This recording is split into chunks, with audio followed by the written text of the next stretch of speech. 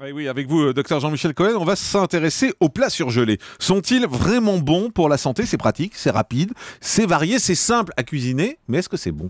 Alors, si on répond à la question c'est bon, il faut commencer déjà par expliquer que le surgelé, il a tellement évolué qu'au démarrage du surgelé, on avait simplement des produits traditionnels, c'est-à-dire qu'on achetait des légumes surgelés. Et le premier vrai produit transformé qu'on trouve dans le surgelé, il y en a deux, c'est les crêpes surgelées que tout le monde a consommé quand il était enfant, puis ensuite les petits poissons panés qui sont arrivés. Progressivement, on s'est rendu compte avec les progrès de l'industrialisation qu'on était capable de tout surgeler. C'est-à-dire qu'on pouvait passer de la pizza à la quiche en passant par les plats préparés, etc.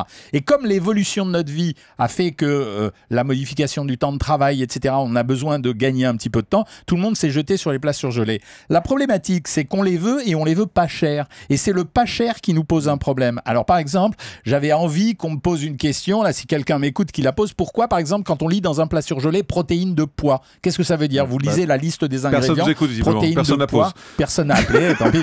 Bon, ben, ça veut simplement dire que quand le plat... Non mais personne ne lit les boîtes. Ça, vous vous trompez. Je trouve que tout le monde les lit de plus en plus. J'ai l'impression, vraiment, on les voit scruter. Mais c'est simplement... Alors, protéines de poids.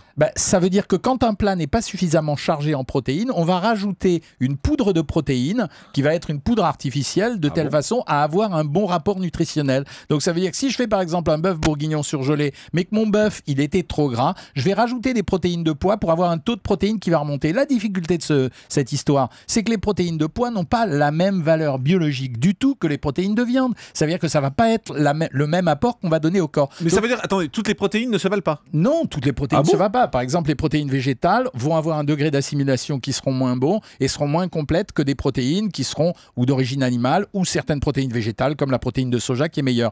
Et puis, on s'est rendu compte progressivement qu'en plus de rajouter, de modifier le rapport nutritionnel, on pouvait améliorer le goût. Alors, on l'améliore soit en utilisant des arômes. Alors, il y a eu à un moment donné une inquiétude sur les arômes. Elle est en train de se lever parce que c'est beaucoup plus contrôlé qu'auparavant. Puis, on s'est rendu compte que si on rajoutait du sel dans ces plats, on améliorait l'addiction des gens à l'alimentation. Donc ça veut dire si c'est très salé, on a envie d'en reconsommer, donc on va acheter ce plat plutôt qu'un autre. Puis on s'est rendu compte que si on ajoutait des saveurs particulières, on allait attirer les gens. C'est comme ça que sont apparus progressivement les tortillas, les plats mexicains, les plats japonais, etc. Finalement, le rayon a grandi et on se rend compte qu'aujourd'hui, c'est un des rayons les plus visités des supermarchés. Je signale d'ailleurs que 97% de la nourriture surgelée qui est achetée, malgré la réputation de certaines marques, sont achetées sous marque distributeur. Ça veut dire que Carrefour, Leclerc, Auchan, Casino, etc. fabriquent tous leurs surgelés. Ce sont eux qui nourrissent la France. Et ce qu'on voit, qui est très rigolo quand on étudie cette catégorie de produits, c'est qu'on remarque que le même produit peut avoir une appellation différente d'un distributeur à l'autre, mais en réalité, c'est le même fabricant parce qu'il y a un sous-traitant qui a fabriqué pour les deux. Mais est-ce qu'au niveau des vitamines, est-ce qu'au niveau des minéraux,